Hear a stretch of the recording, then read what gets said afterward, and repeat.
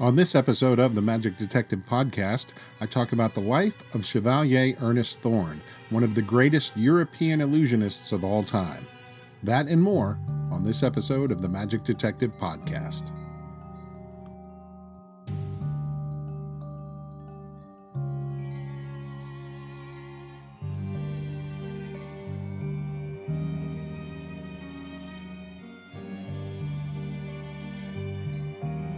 Hello and welcome to the Magic Detective Podcast. I'm your host, Dean Carnegie. I am the Magic Detective, and this is the home for magic history. The Magic Detective is a blog and a podcast. The blog can be found at themagicdetective.com, and the podcast, well, you're listening to it, so you should have already found it. If you're looking for it, though, on the internet, it's at magicdetectivepodcast.com. And we are into the new year, 2020, the new decade, if you will. And even though I kind of count my years from when I started the podcast, so it's from October to October, I still thought I would go over some of the podcasts from 2019 that stand out. The most listened to episode of 2019, at least currently, is episode 23, the T. Nelson Downs episode. Also one of my favorites. Another episode I'm quite proud of is episode 24 on Daisy White. And this is really a Houdini episode because she and Houdini were so tied together. And there's quite a bit of revelation on that episode. So if you're into Houdini, I think you really enjoy the Daisy White episode.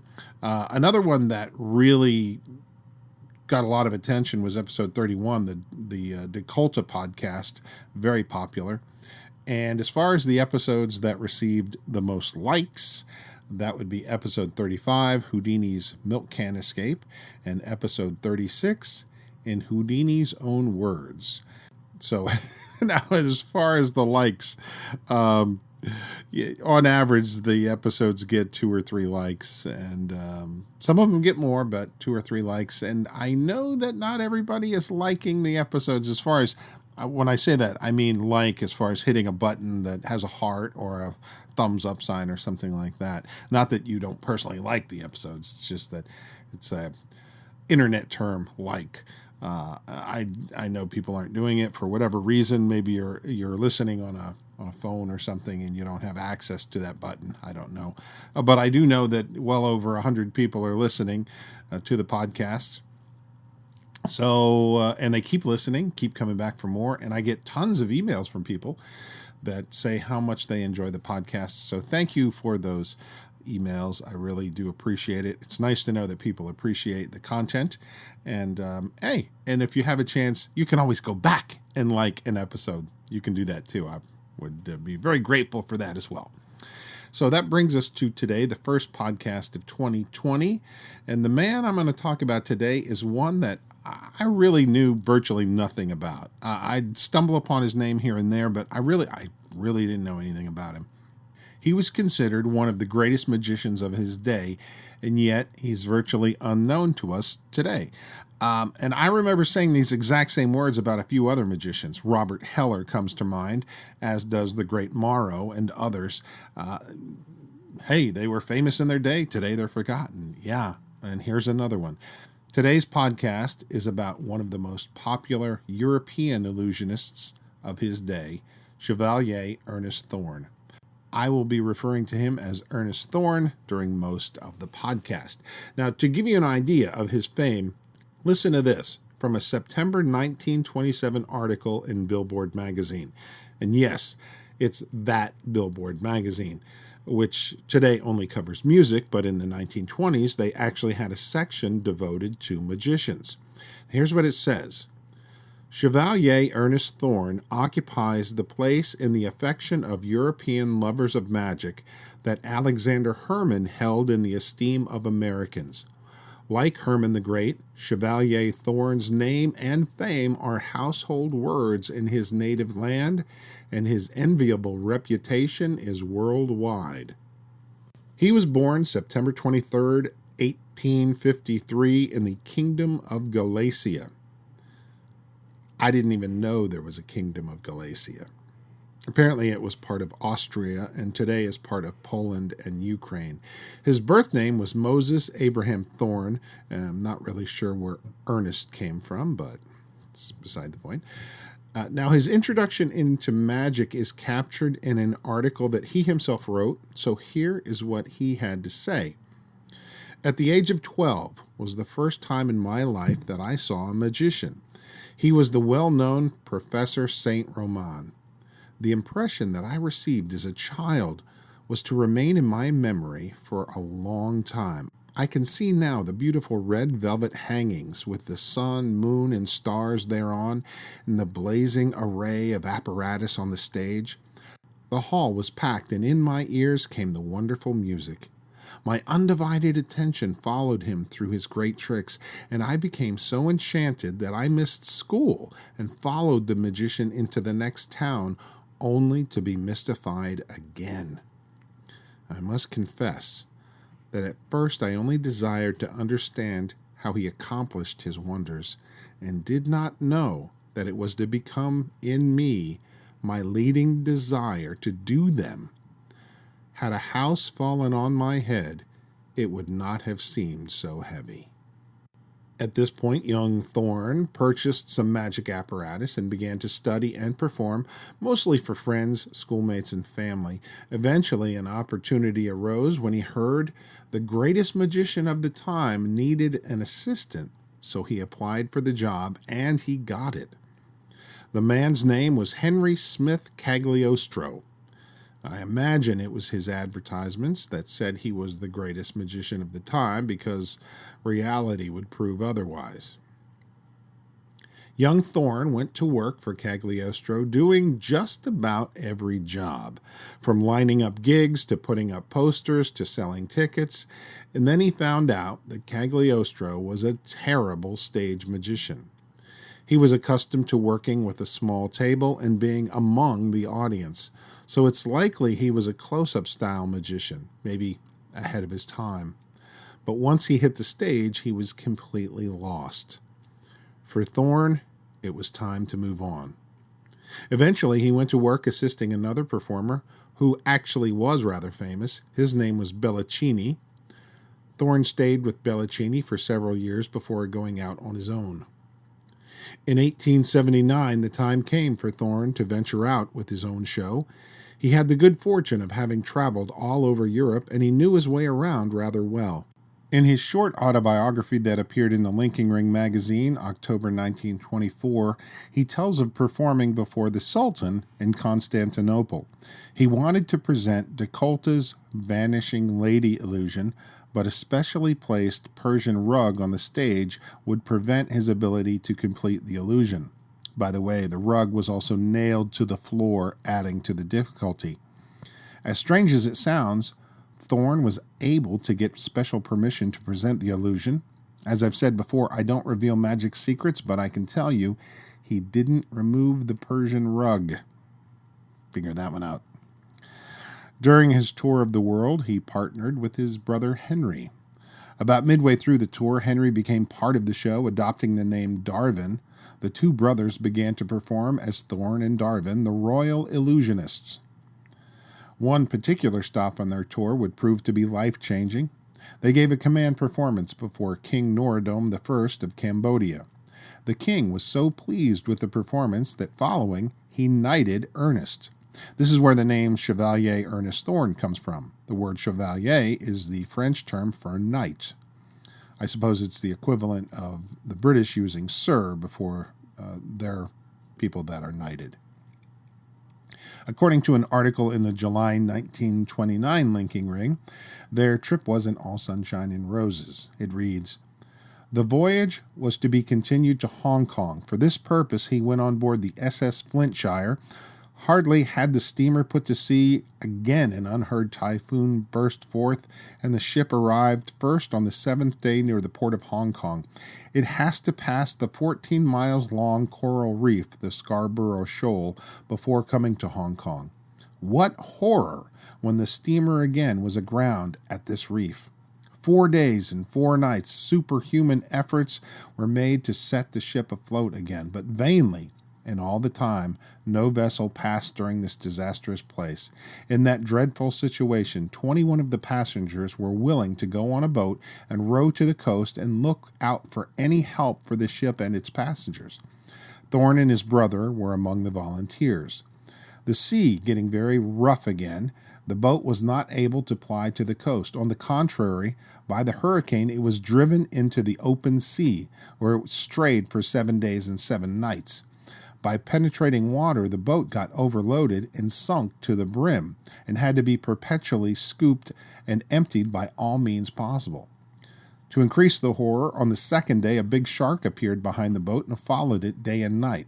By using a broken oar, the beast had to be kept at a distance without interruption to avert its continuous attacks. On the 6th day, one of the passengers succeeded in striking it in the jaw so heavily that it bled to death and sunk. After a week of hopeless floating, the boat reached the coast of Manila on the Philippine Islands.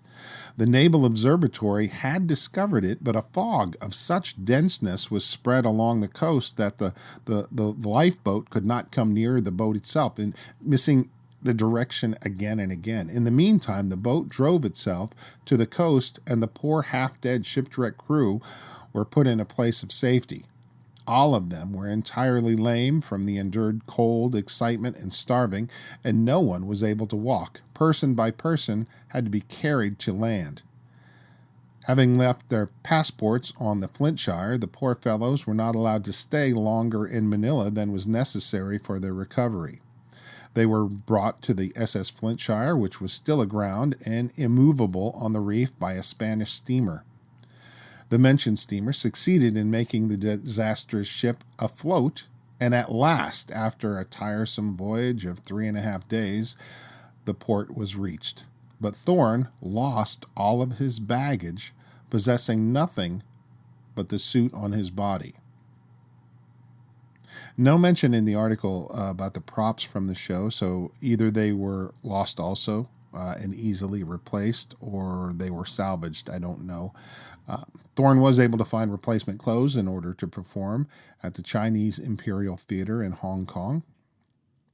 One of the clever illusions that is mentioned from time to time that Thorn created, he would display a satchel and remove various articles of clothing from the satchel. Then he would stuff them with straw, kind of a makeshift scarecrow, and instantly the straw people would come to life and actually assist throughout the rest of the show.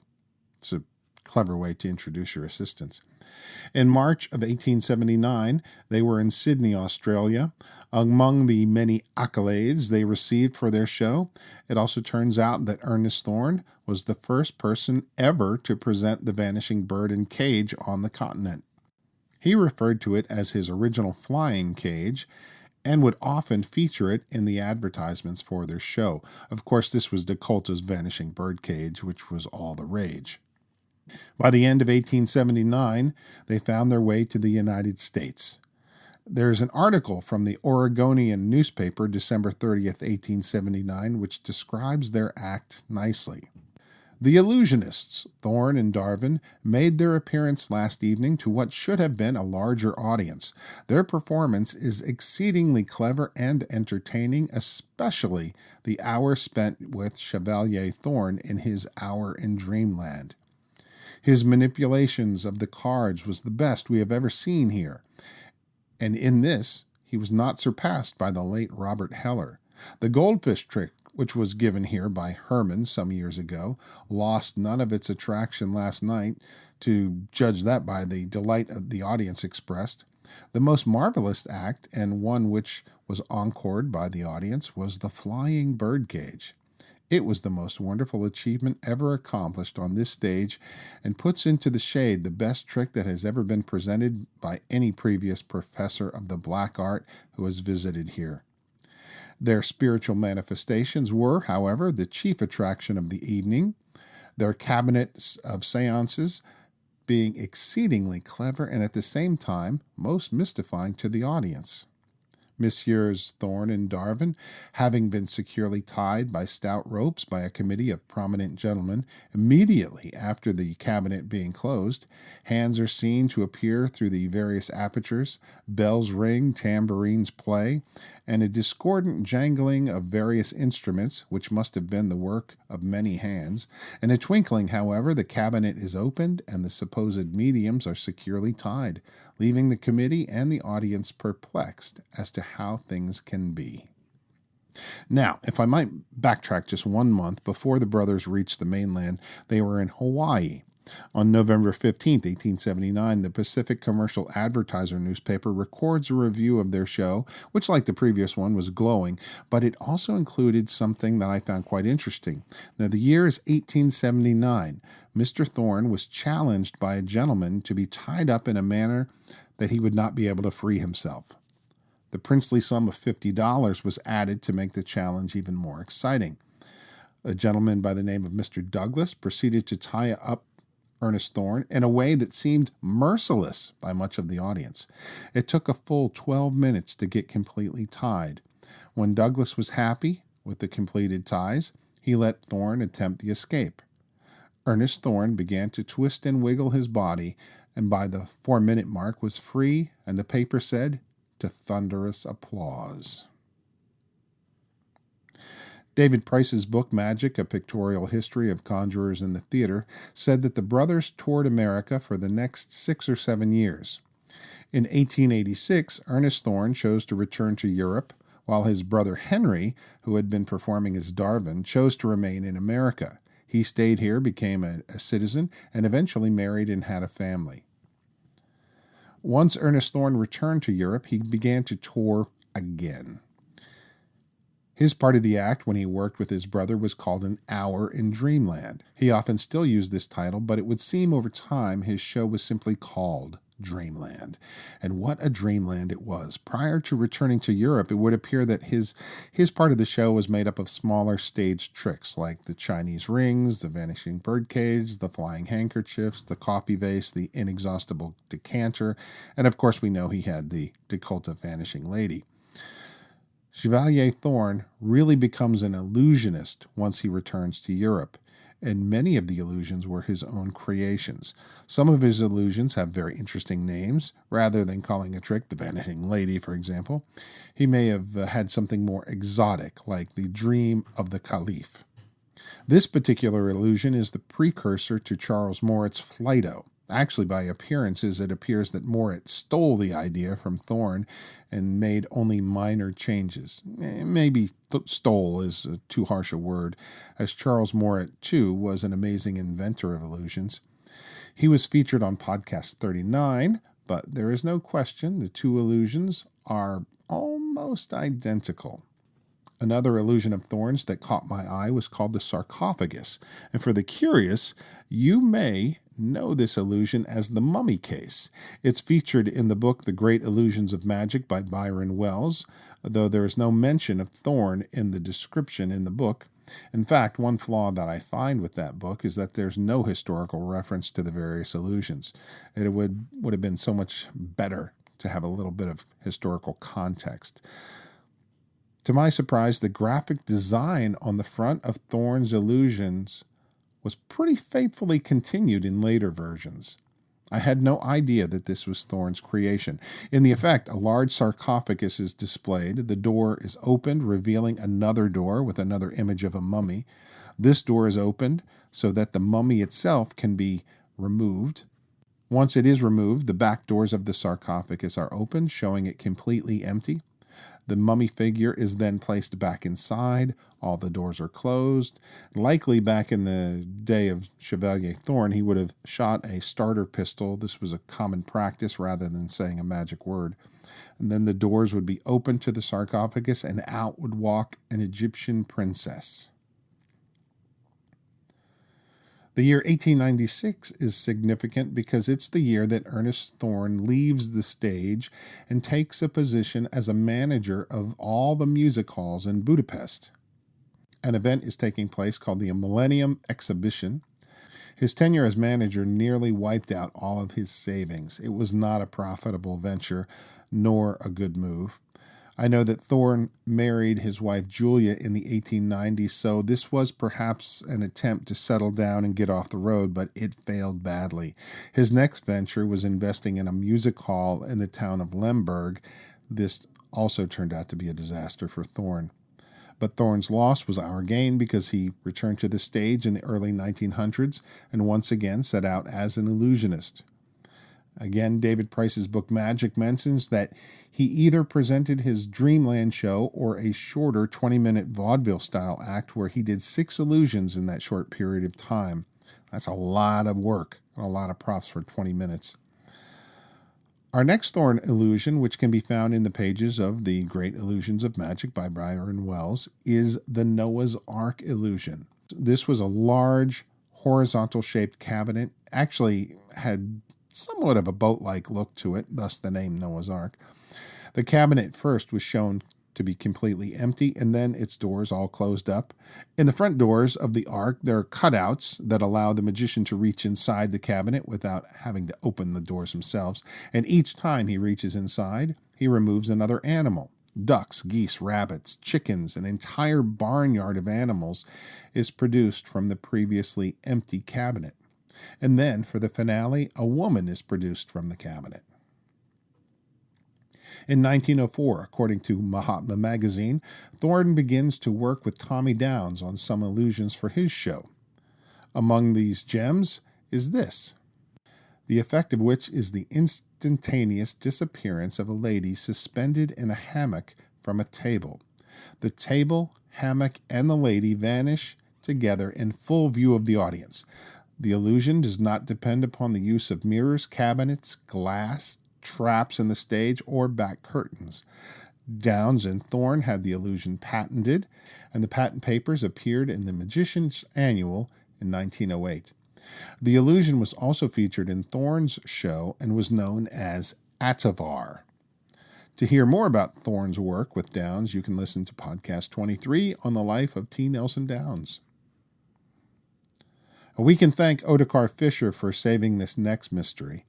In Ernest Thorn's show, it's called The Fakir of Travancore. It was also called The Mystery of Travancore.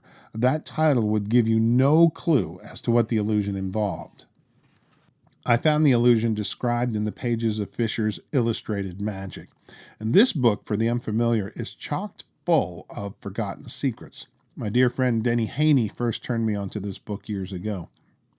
Okay, so from the pages of Illustrated Magic, we find this.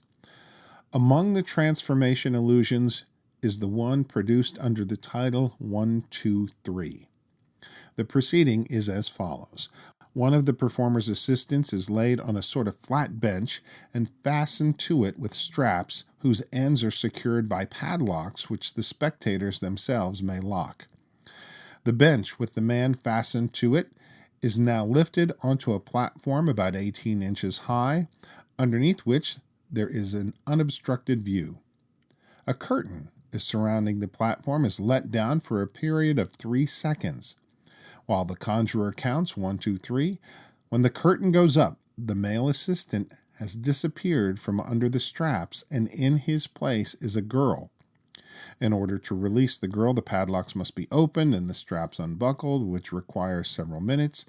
The male assistant has vanished without a trace. Now, if you paid close attention to that description, what we have here is a horizontal version of Harbin's Assistant's Revenge.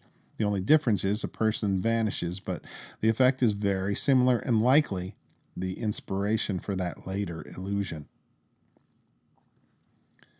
There were many other illusions as well. I discovered a beautiful poster for an illusion called the Pagoda Mystery. It depicts a person inside an open trunk and 2 people surrounding another trunk which is closed. I believe this is Thorn's double box change mystery, which is mentioned briefly in an issue of Stanion's Magic. No description is given, but either a person or 2 exchange places, or the boxes and the people change places, which would be more interesting. Then we have these titles: Cagliostro's Bookcase, The Devil's Cage, The Duped Spiritualist, Rapid Transit, Karma Sutra from Benares, The Floating Yogi, Caliph of Baghdad, and more. Try as I might, I've not been able to decipher what all of these illusions were, but if the previous illusions I've described are any indication, then these additional mysteries are likely to be equally as breathtaking. There is a very large 3-sheet poster simply titled Dreamland that depicts the Adavar illusion, the mystery of Travancore, and quite a few other illusions as well, but I'm not clear on what they do or which one is which. They all certainly look very magical.